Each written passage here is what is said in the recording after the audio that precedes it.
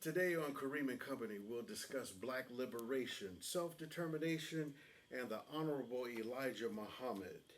More details after this.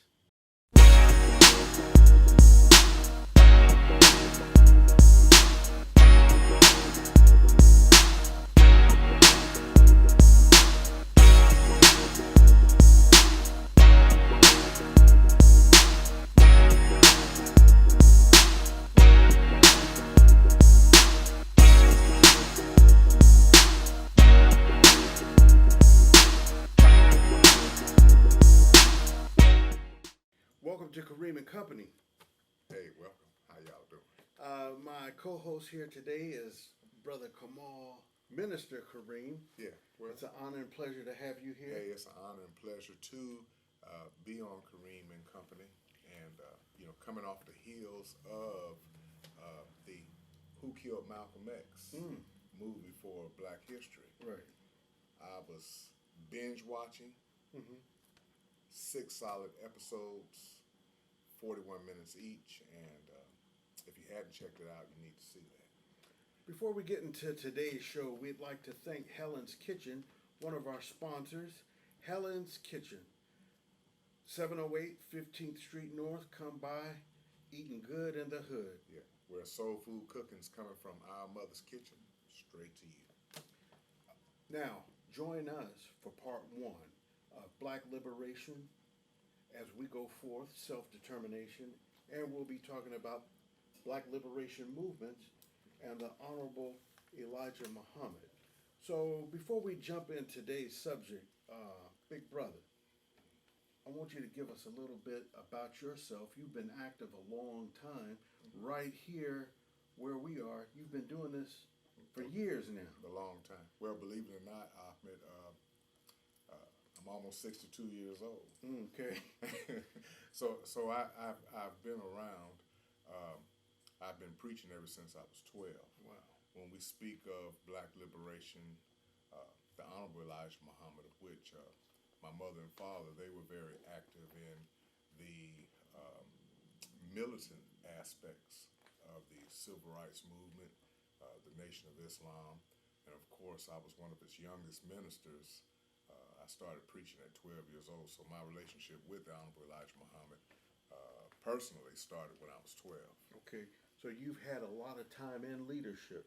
Yes, yeah, Okay. yeah. So from that, and of course, that leadership mode, being a minister, I've been in politics. I've been a city councilman. I still minister, still preaching, and I've been black news anchor, first black news anchor in North Mississippi for WCBI. So I've done quite a bit. Been in talk radio for quite some time. Wow. Yeah. So just give us a little experience in terms of your community activism. I mean, you've been in the trenches for such a long time. What was that like? And kind of paint a picture for us to, and take us there. Well, in 1991, Miss Ollie Brown was shot by the Columbus Police Department. I don't. It's been so long ago. I really don't remember the speed woman's name, but she was just ruthlessly shot, and so it started there in the city, which led to a couple of things. It led to me anchoring the news, but it also led to me being in politics directly here in She was a Columbus, resident Mississippi. of Columbus. Oh yes, Miss Okay. Ollie Brown. She was an elderly woman, and around here, a lot of people used to have guardians over their check that they would get from month to month.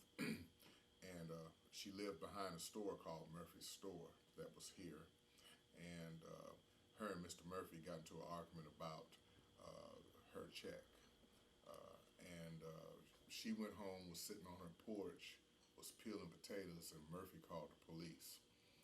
When the police woman pulled up, Miss Ollie Brown stood up with a knife and started to proceed to walk down the steps, and she was shot 3 times with a 357 Magnum. But that enraged the city. we organized here. We shut down Murphy's store, of which I put a church there. Started pastoring a church, Mount Moriah Missionary Baptist Church, and it stayed a church for a number of years. When I left there, it still maintained being a church. Now it's a store again here in the community. But seeking justice for Ollie Brown, of course, I believe her relatives didn't want to take any kind of legal action toward the city of Columbus. And of course, they did damage control, as in many situations, when there's something that happens to us in the community, they'll get a couple of us to settle everybody down and sequester everybody and maintain damage control. So that was sort of like the spark here, Yeah. that thrust. Yeah. If you're tuning in, you've tuned in to Karriem and Company. Welcome to Karriem and Company, and thank you for being a part of us. And today we're talking about Black liberation Yeah. as we go forward in the month of February. Right. And I have here today my brother, my beloved big brother, talking about a little history in terms of how this all came about and his involvement. One of the things, speaking about Black history, one of the things that's most unfortunate is, we went with Carter G. Woodson when we had Black History Week. Yeah. Well, we're really technically Negro History Week. Yeah. Then we went from Negro History Week to Black History Month. Right. But when we talk about our history and we talk about our struggle for freedom, justice, and equality, our Black history should be 365. In other words, it should be every day. Every day. And if it's a leap year, 366, I think when we just worship it 1 month out of a year, we have a tendency to minimize our cultural relevance. Yeah. We minimize who we are as a people and our contributions to America and the world. I want to pause for the cause. We got to pay some bills. Yeah. Right now, we'd like to acknowledge one of our friends, Rob Moore, Performance Auto and Detailing Products. Yes. You got to see Rob, okay? Get your auto detailing performance equipment. You can reach him at 662-574-5176. That's Rob Moore, 574-5176. Give him a call. You'll be glad you did. And by the way, I just got to plug in about Rob. Rob's a nice, personable Yes, guy. he is. And if he tells you he's going to do something, He'll do it. he's going to do exactly He's that. going to get it done. Yes. Well, What's that number one more time? that number is 662-574-5176. Give him a call. And we're happy that he sponsored Karriem and Company. Absolutely, absolutely. But getting back to the crux of things, you brought out a good point before we went to break, and you were talking about the disservice of just relegating our history, African history, history of the world, to just 1 month, the shortest month of the year. And that's something that we have tried to do continuously. And that's the first point. But the second point is every time a Black man or woman speaks truth to power, they're always painted or relegated as a troublemaker, out the norm, or someone who is not fulfilling what a good American, or I should say a good little Negro should be. Mm-hmm. And that has continued all the way up to this current date, particularly in the South, especially in the South. There's still this attitude where if you speak truth to power, if you bring out an issue, if you try to make some kind of radical change for the betterment of the people, that you're relegated as being a troublemaker. And you've experienced that personally. Oh, yeah. And having said that, as a side note, that's one of the experiences that's happening in our prison system here in this location, in this area. Yes, and I got to plug my brother. Yes. We got to plug Representative Karriem. and doing the work down there in trying to make the prisons better, trying to shut parchment down, Yes. speaking truth to power. And what people don't understand is there's a lot of money that is made through the prison industrial complex. When we used to talk about the prison industrial complex, we were talking about what, $37,500 per year per inmate. Yeah. But I think that number now is really about 47 now. Right. $47,000 per year per inmate. So you're talking about a large sum of money. Just this last Friday, he had a visit down there. Right. Some deplorable conditions, and I'm glad that attention is being brought down there. But like you said, that's been the case for decades. And we want our listeners to stay with us, stay tuned in as we do these live broadcasts. We're coming on every Saturday, and tell more people, plug more people on Facebook and other social mediums. Now, our brother, Representative Karriem, in our conversations and discussions, he's steady working, and it's a heavy burden on him because he wants to shut that mug down. Yes. We're talking about parchment, wants to shut it down. Yes. Now, there are forces that are working against him because, you're talking about shutting down the fatted calf. You're talking about shutting down a cash cow. And which was a plantation. A lot of people don't know. A 17,000 acre plantation that was turned into a prison. Right. But let me just also say this, and we're also saying good afternoon to all of our brothers and sisters viewing us from the Black Liberation Movement. Yes. Listen, the prison system in Mississippi always has been a problem. When I was there unjustifiably, 10 years ago? well, I've been 11 years ago. I've been released, Okay. but I was convicted of something that I didn't do in 2005. Okay. I spent 2 years in Greene County. Now, it's a toss-up, which one you want. Greene County, you have a lot of lifers there. You've got a lot of gang activity. It's no joke. It's no picnic in Greene County. It's no joke and picnic in Parchment. Our brother, Representative Karriem, he toured Parchment, which in future episodes, I'm pretty sure he's going to bring you a full report. But he's demanding that it be shut down. You got people boo-booing in garbage bags. You got blood still on the floor. Standing water. You've got just total deprivation down there. Deplorable conditions. And so, we're talking about African American History Month. We're talking about black liberation and speaking truth to power on behalf of our people. Well, in order to do that, you can't be afraid to speak the truth. Yes. And you can't be afraid to communicate, right or wrong, what's going on for the upliftment of people. Okay. And this brings us to our next point. But before that, once again, we want to pay some more bills. Okay. So let's give a shout out to, once again, Helen's Kitchen, 708 15th Street North. That's Helen's Kitchen, 708 15th Street North. You come by and see us. We're all here. That's right. You'll be better fed. And dollars ahead. Right. When you come down to Helen's. How about that? Yeah. Also, veterans, if you served in the military between the years 2003 to 2015, you may be eligible for a cash settlement. That's right. You may be eligible for a cash settlement. If you've experienced hearing loss, ringing in your ears, come see us. That's Kamal. And that's Ahmed. And we'll take care of you. We'll take care of you. Karriem Do the brothers. paperwork. Yeah. You come down to Helen's in between the hours of 1 and 5. We'll do the paperwork for you.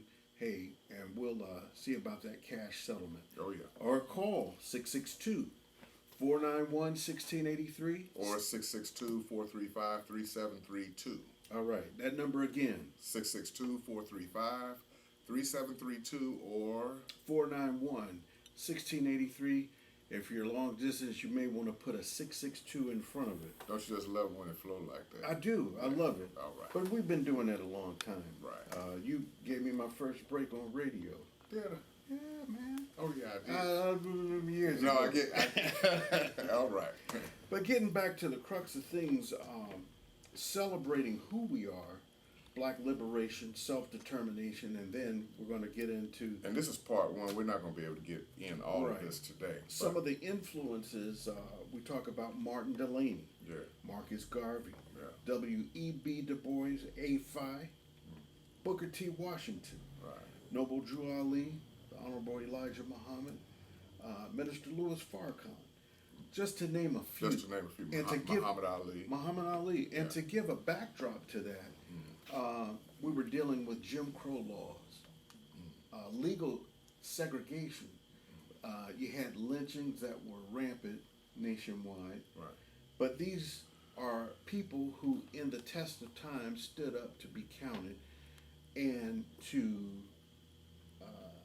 instill in others, in a sense of community, self-determination, which is not in many conversations nowadays. Well, let me just drop the bomb right here. Um, in terms of the self-determination, having an autonomous community, black people doing something for themselves, operating their own businesses, controlling their own economy, their own systems in this country from slavery. Um, in actuality, you had some churches that participated in that, but that mainstream idea of self-determination actually came from uh, the Islamic movement. Okay. Now, I don't get Islamophobia on me. Okay. Well, Yeah, yeah, expand on that. but let me just Because expound on this because you know, and this is why it pays for us to study. mhm, It pays for us to be students of history. yeah, It pays for us to use all of the social media and technology and Facebook for more than just entertainment value, right, which I hope that we're able to touch on how our people are becoming the great entertainers right. and from church to whatever, and we're wasting a lot of time economically, socially, and politically. But um, you had the last caliph of Islam in the Ottoman Empire in the late 1800s and early 1920s. Uh, they commissioned an imam to come to America to teach African Americans the fundamental principles of Islam. Now, let me just stop you right there because the word Islam is an Arabic word, and all it means is entire submission to the will of God.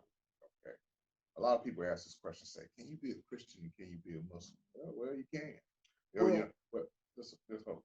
I mean, when I say that, to say, and let me bring Minister Farrakhan. This is a conversation that we had one day because at the time in which I'm a pastor, I was pastoring the store that we talked about where Mr. Murphy created a climate where Miss Ollie Brown got shot. mhm, Well, when we shut the store down due to protest because of her death, we made a storefront church. We called it Mount Moriah. Well, this was back in the mid to late 1990s.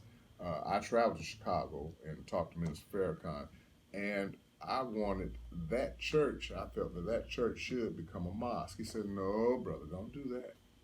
Don't do that, because the church is instrumental in the South. mhm, The church is what's going to raise the consciousness and the level of our people." And he said the church is where uh, Islam, entire submission to the will of God, that's all that it means.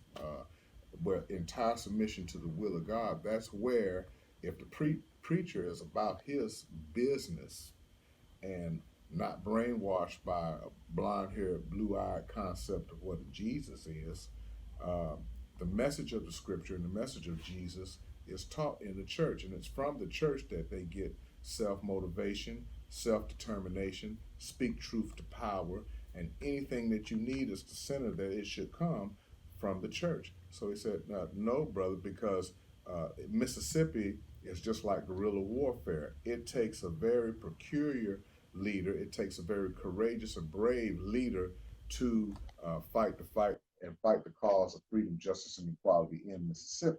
So you stay right there and you keep fighting. And you stay right there. I'm sorry.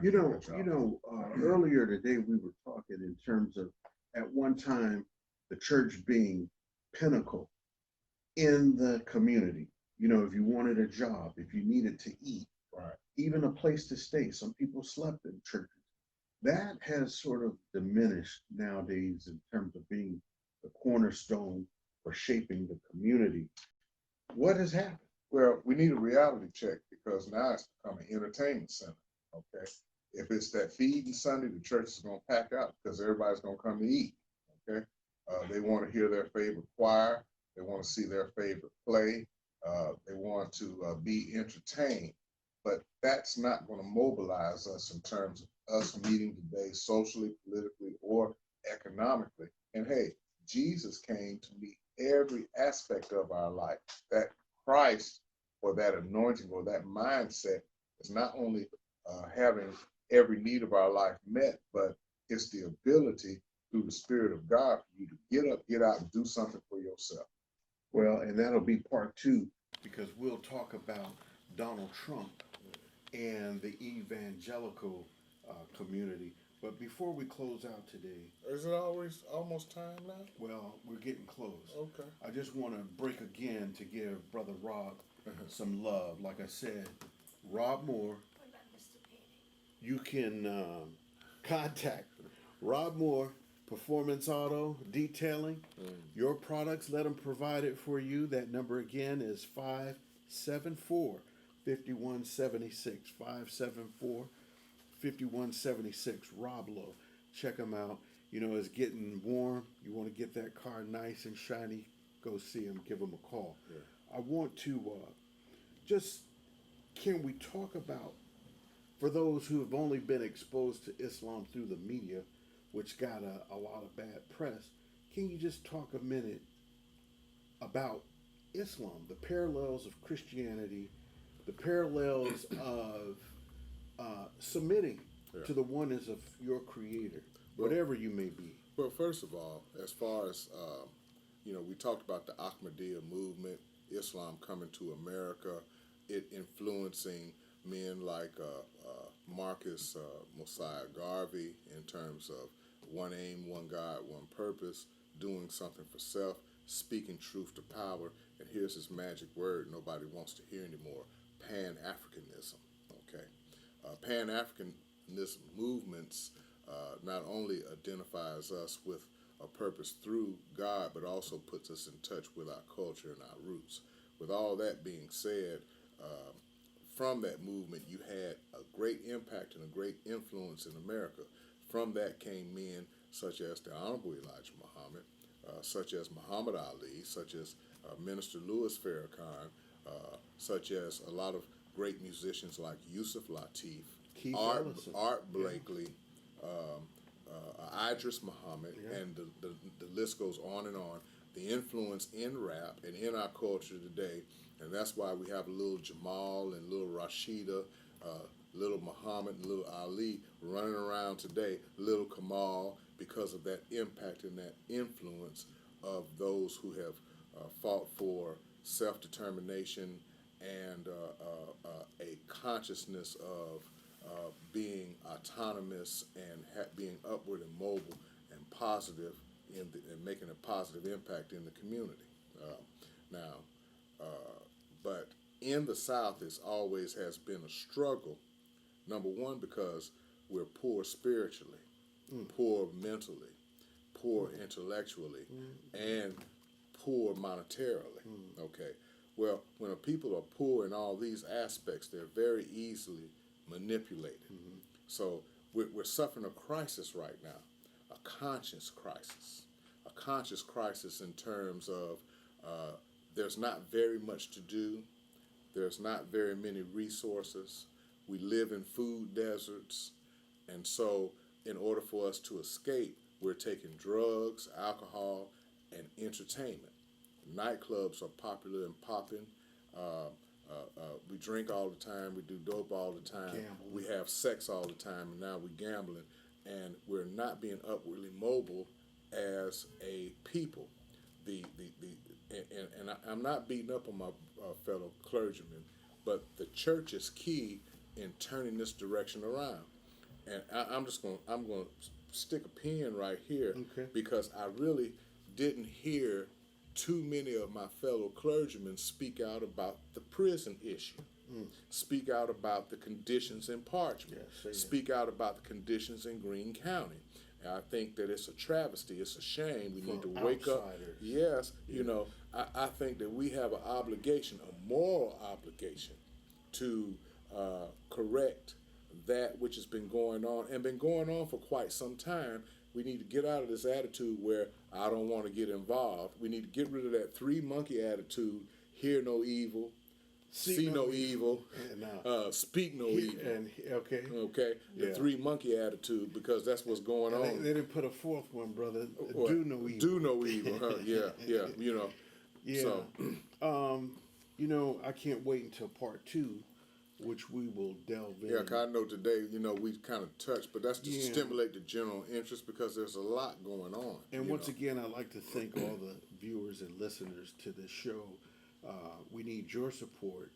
We need to hear your feedback. And it's important to us. And we do this because our love that was given to us, hey, we just give it back to you. Once again, Helen, 708 15th Street North, eating good in the hood. Yes, sir. And that's 6 days a week from 6 a.m. until just say 5 p.m. Monday through Friday, and we have a dynamite jam up breakfast. And that's from 6 a.m. Until 12 noon. That's right. 12 noon. Come get it. Come get you some. And once again, performance, auto care needs. See Brother Rob Moore. Lots of love. Hey, he'll take you there. That number again is 574-5176. About how much time we got? Man, we got about 3 minutes. In 3 minutes, I just want to say this. Say it, man. Okay. Being a FOI. Okay.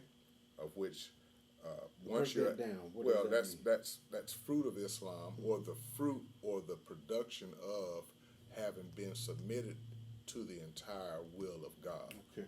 Of which once you're one, you're always one. That's right. Make it plain. Yeah, and I was one.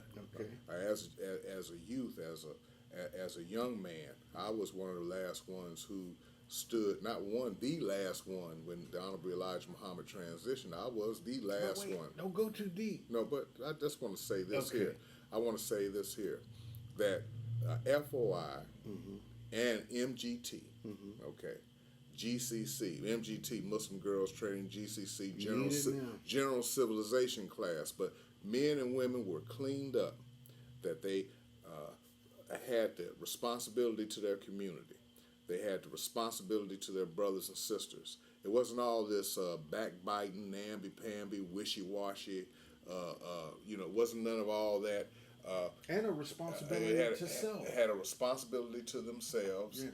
And we were taught how to fight. Yeah. And the reason why we were taught how to fight was because of the vicious attacks, the racism, all of the brutality that we suffered, and that we suffered at the hands of the white man, because we were trying to stand up for ourselves, trying to commit ourselves to freedom, justice, and equality, trying to have our own schools, trying to have our own businesses, and that element still exists that does not like that. Well, that's part of self-determination, and that's what we'll talk about in part 2 with the Deacons of Defense and the Black Panther Party, as well as the Honorable Elijah Muhammad. Right.